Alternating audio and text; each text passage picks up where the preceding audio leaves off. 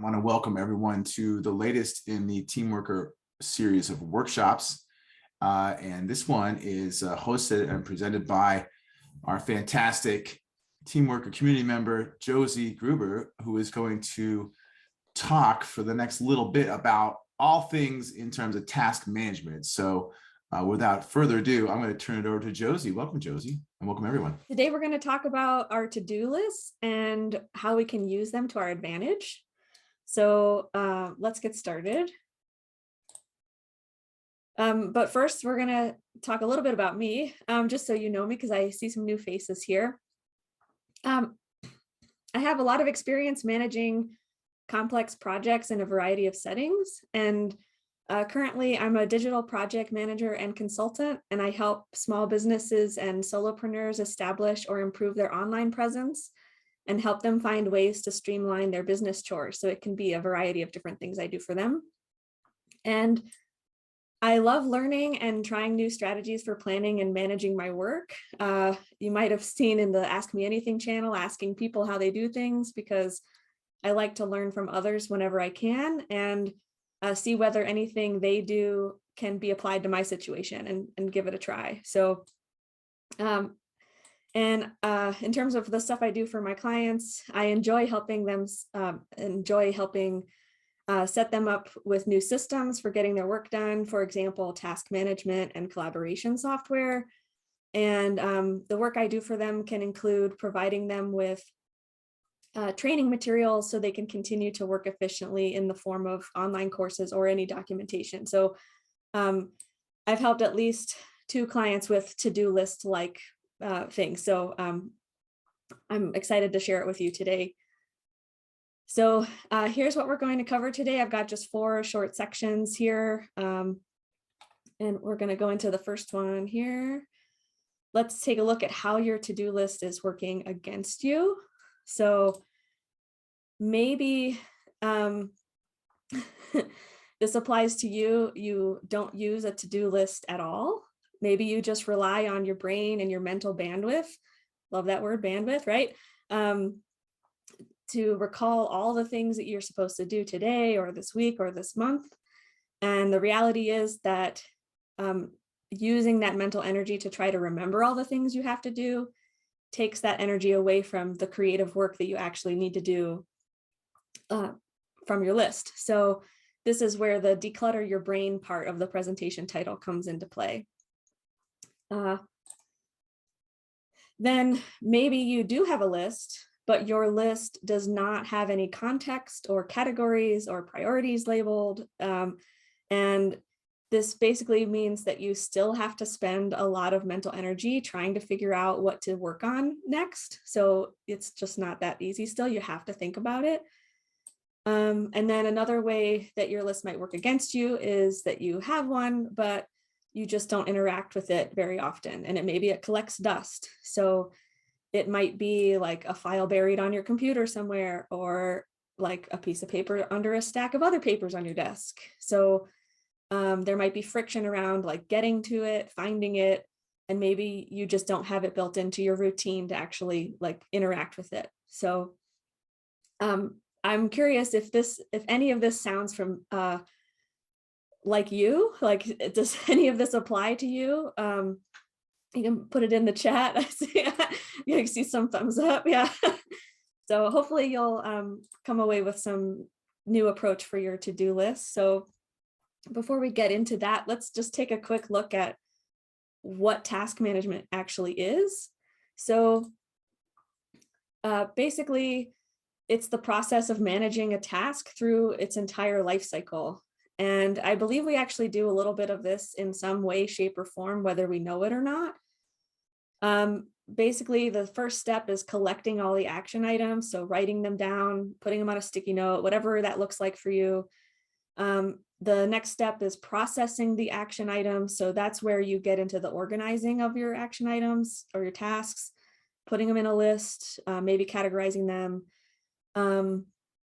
Step 3 is reviewing the day's tasks before you try to do them. So that's kind of where that routine, we're going to talk about it later, but where the routine comes in, you're checking in for the day, has something more urgent come up, and then you actually do the tasks.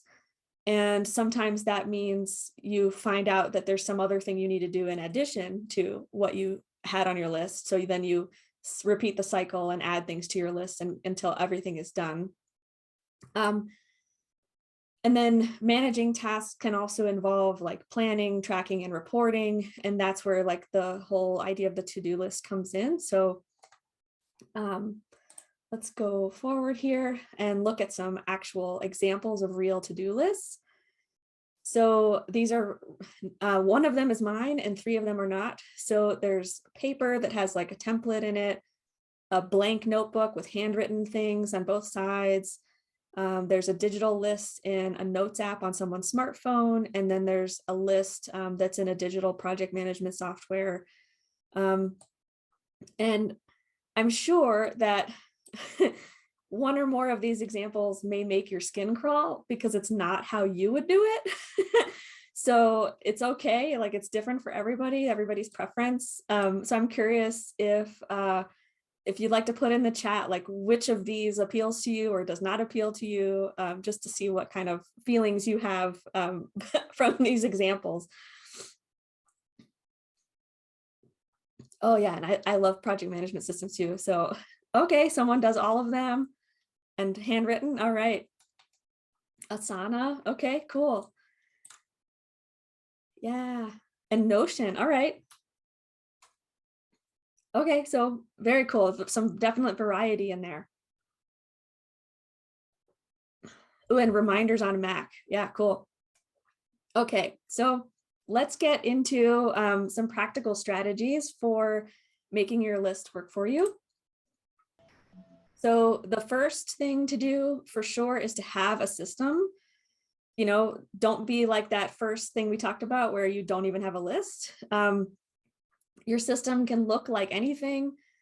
Could be paper, notebook, digital tool, sticky notes, etc. I'm a little biased and I use a digital tool, but it doesn't have to be that way for everyone.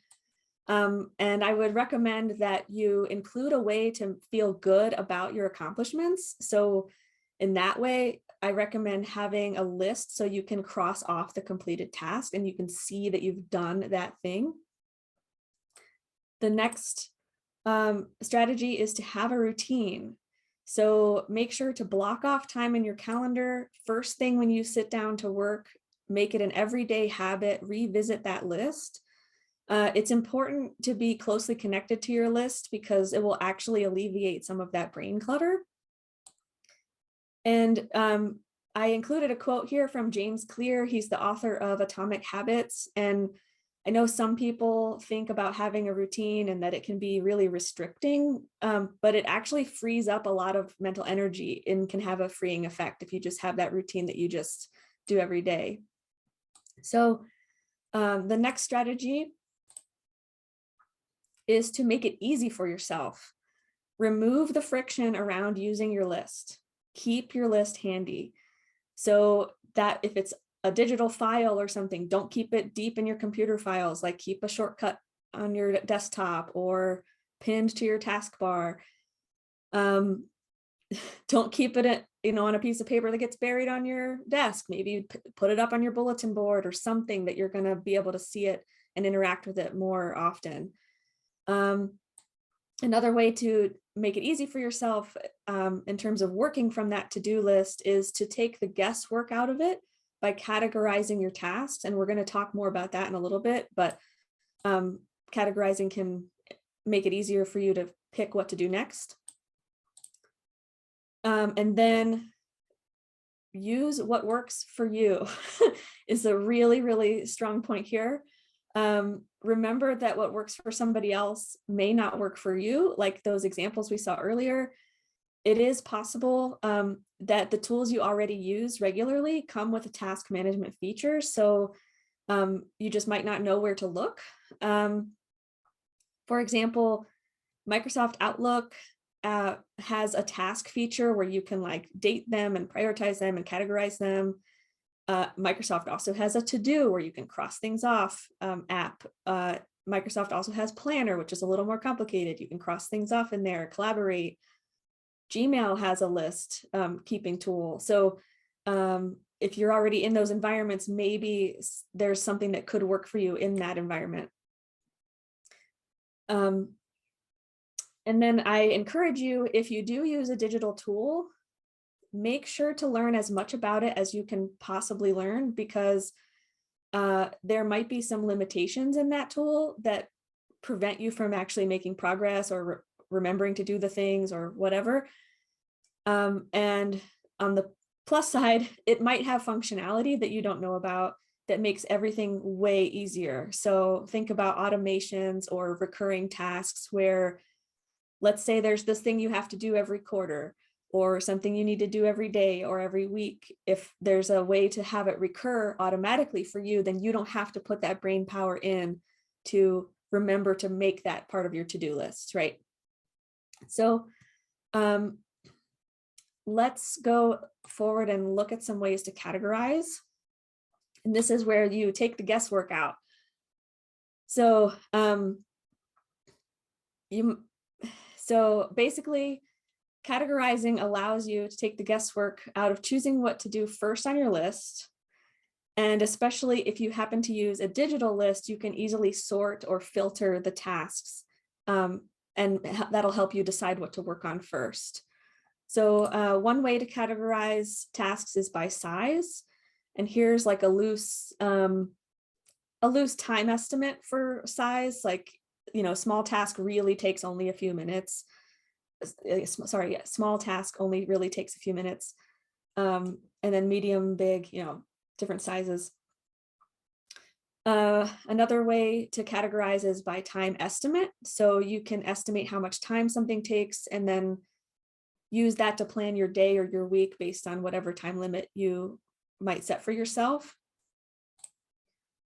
You can categorize things by want.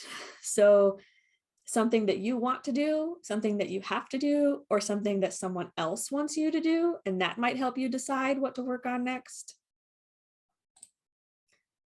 Then there's the category for money or money making, and it's the green, yellow, or red light tasks.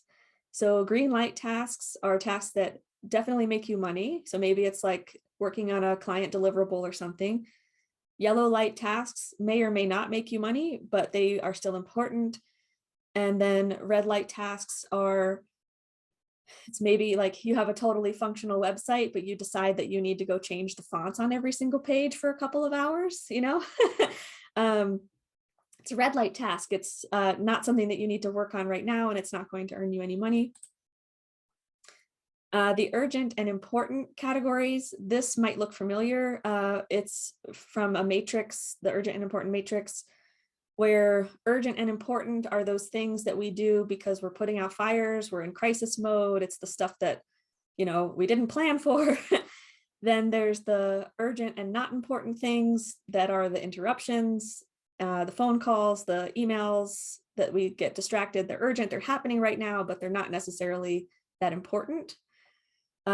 We've got the not urgent and not important, and that's the stuff that is like working on your website when you don't really need to.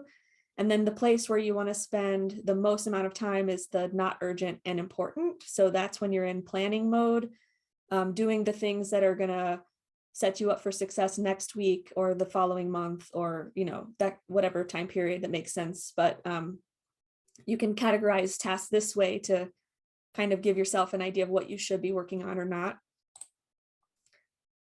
And then the point system is something that I've just started to learn about. And so it's around project management, and you can assign point systems to your tasks. So you can use a linear scale where, 1 is the least amount of effort, 5 is the most amount of effort, and, go from there. You can use a Fibonacci scale where like labeling something as a 2 is twice as much effort as a 1, right? And you can go from there. And there might be other number scales to use, but numbers are not my strong suit, so I'll leave that up to you. And I do want to mention that it is possible to use priority level when categorizing tasks, but I caution you about that because as time goes on, priorities change. So you would probably have to revisit those priorities each day or week, depending on, how long that item keeps staying on your list. And then because we're talking to freelancers, solopreneurs, I would also recommend categorizing by client, because then you can filter and sort by client and think about only client A at one time, and then move on to the next one when you have the bandwidth to move on to that. So that's something that I do for my business, and it's very helpful to not have to see the entire list of what I have to do for everybody, to just focus on the one. And then for that also, make yourself a category, so that anything that you have to do for your business is something you can filter for. All right, so I do have some words of caution coming up. So let's get ready. I know so far we've only been talking about being productive and crossing things off our list, but it's important to know how to limit the list too. So Devin Price, oops, I didn't know scrolling was going to do that. All right. Devin Price says in her book, The Laziness Does Not Exist, that it's a strange paradox, but when we set out to do more than is good for us, we end up feeling like we're not doing anything at all. If there are always more items on your to-do list than you can possibly check off, you will never feel accomplished. So how many of you have felt awful with a long list that you can't seem to finish at the end of the day? And actually, how many things are on your list for today? 5, 20, 63? Higher? Yeah, I see some hands going up. Yeah. So I actually was working with a client recently, and we looked at her list, and she actually had over 50 items on her list for the day. And that was between like personal things, client things for her business. I mean, it was a huge list, and it made me feel like anxiety for her. So don't worry, I have some ideas for how to address this so that you don't have to have that panicky feeling thinking about that giant list. So let's go. Ways to keep your daily to-do list short. First, you can limit the number of tasks. So if you use that task size category that we talked about earlier, you can use the 1-3-5 rule and limit yourself to 1 big, 3 medium, and 5 small tasks per day.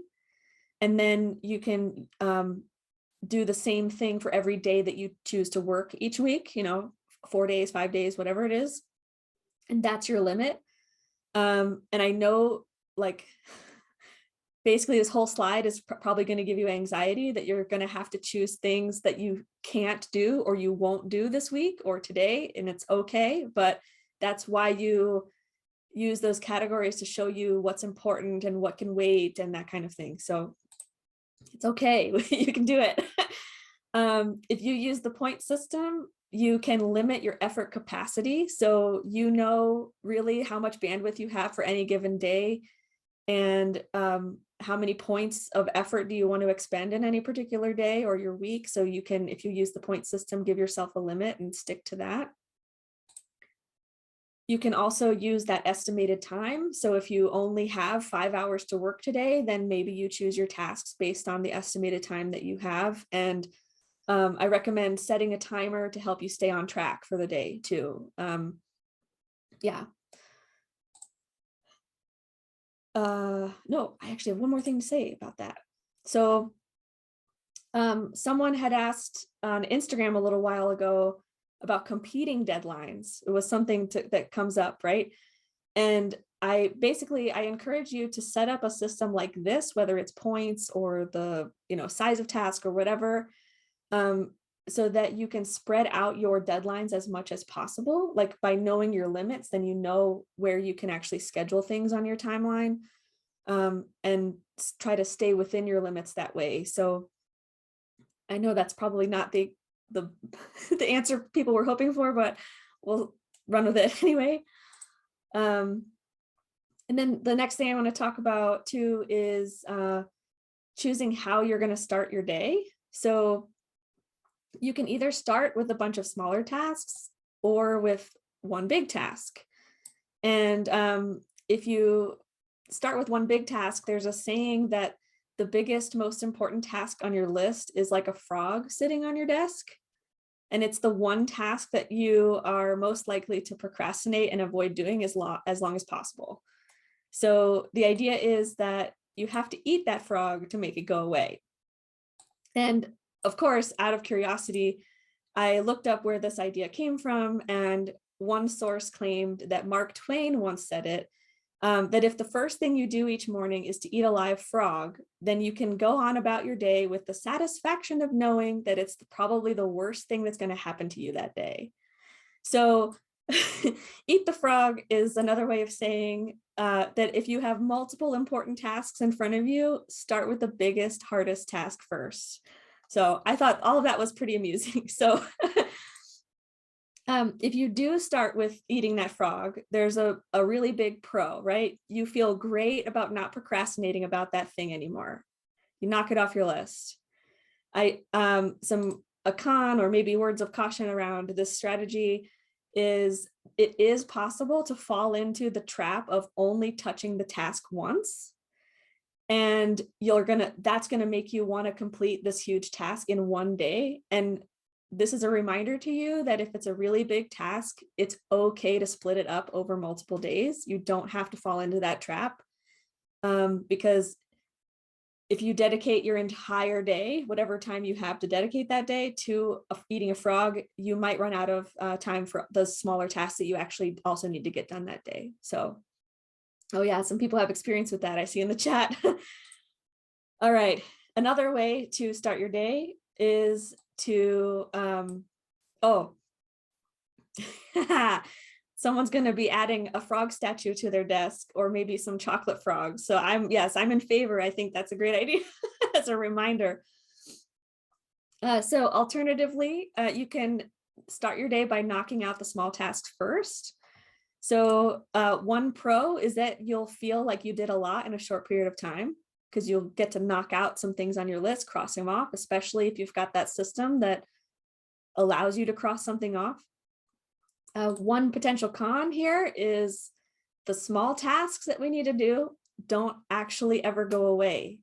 So if you let them take over your time and you don't set a time limit or something, then you'll never get around to those bigger tasks.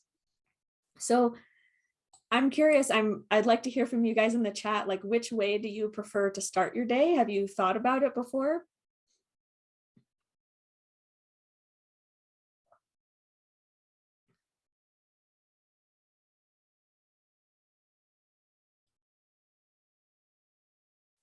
Okay, we got some people starting with big and small.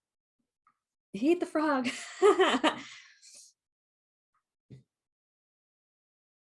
Cool. And someone shared their strategy too about how they categorize and subcategorize. All right. And someone's not a morning person. I get that. I happen to be a morning person, but it takes all types for the world to go around. So, all right. Cool. So that's all the strategies I have. And I'll go to a quick little wrap up here to look at what we talked about today. So basically, strategies are to have a system for your to-do list, some kind of routine built around it and interacting with it. Remove the friction around interacting with it so that it's easy for you. Use whatever system or routine or whatever is best for you. It doesn't matter if it works for your coworker or your friend or whatever. What works for you matters. Use categories to take the guesswork out of how you start your day or what things you work on first. Be sure to set daily limits for yourself so that you only have a short list to work on for that day or that week. And then either choose to eat that frog first thing in the morning or start your day with some smaller tasks. So that's basically the end of my presentation. And I have a QR code here that has some links to like connect with me online if you'd like to. But I'm happy to answer any questions or just like chat about strategies or whatever. So yeah, Thank you so much, Josie. thank you. That was so amazing. Honestly, I've been there, and obviously Phil has seen my calendar as well. So I've been there. Now I'm at a place which is a lot more organized. So I wish I had this a few more years ago, because that would have fast tracked a lot of my other processes. Well, thank you. Yeah, I don't feel so bad about, oh my gosh, what task am I hitting first or whatever. This is great to sort of have a group huddle here about that. I do have one question, Josie. As freelancers and solopreneurs, sometimes we're working with, just on your own, you're solo. Sometimes you're working with other freelancers. Sometimes you're with clients. Are there any systems out there that you've seen where sort of like shared tasks or something like that come into play? Because oftentimes it's like some task is in progress because I'm waiting on someone else, I know that goes to task management systems or, bigger systems or something like that. But I know a lot of them, as you mentioned, Outlook and others have ways to share tasks, but I'm not sure whether that's helpful or harmful to the psyche, as you're sitting there, and that sometimes you're waiting on that task. It's like, well, are they getting back to me? When is that happening? What's going on? And you just have to kind of move on from it maybe. So I don't know if you have any suggestions around that stuff or systems. Yeah. So for one of my clients, we do collaboration stuff. And for a while we were using Microsoft Planner, but it lacked some functionality for what we were trying to accomplish. And so we ended up moving to ClickUp, which is the thing that I use, the project management software I use, and I love it. It's so customizable. I mean, I use it for a very in-depth social media planner tool, to just a simple list, to like other things. But there is a free version if you'd like to try it. But in terms of whatever tool it is, like if there's a way to assign a task to someone, I really recommend don't assign it to multiple people unless like one's a backup and they know they're a backup. I think you need to say like, okay, if it's Phil's turn to work on this thing, only Phil is assigned to it. And then you do your part, you hand it over to, let's say, Kristen. So you remove yourself and assign Kristen, so she knows it has been passed to her. And that's one thing that like helps that be really clear who it's with, but in terms of have they gotten to it, I guess it's really good for all members of any team to be on the same page in terms of the routine. So when I was an operations assistant, there was a tool that only half the office was using. And so it was like, okay, well, if that half of the office isn't going to go in and interact with this thing that is dictating everything we're supposed to be doing, then there had to be some other system, right? So like having meetings to talk about it, and like the only the one team would be like touching the system and then reporting out or interacting with the other people to use, like, to keep on track with what's in the system. So maybe if there isn't a strong routine across the whole team, maybe that needs to be established, is my guess. Like, make that the first thing you do to check in. Yeah, thank you. Appreciate that. Jesse, it looks like we've got a couple of questions in the chat. And we've got Kriza who asks, what do you find is the biggest or hardest task for you, Josie? Oh, what's my frog? Yes. What's your frog looking like? Oh, so I guess like, how sometimes the things you do for your clients come easier than the things that you do for yourself. Like there's some like standard operating procedures, things that I need to come up with for my business, like just as a note to myself, and or if I do grow in the future, so that I have some processes written down. But I just haven't taken time to actually like write them or create templates for certain communications and things. So that's my frog, and it's been sitting on my desk for a couple months and my business coach is like on me about it. So but I'm working on it.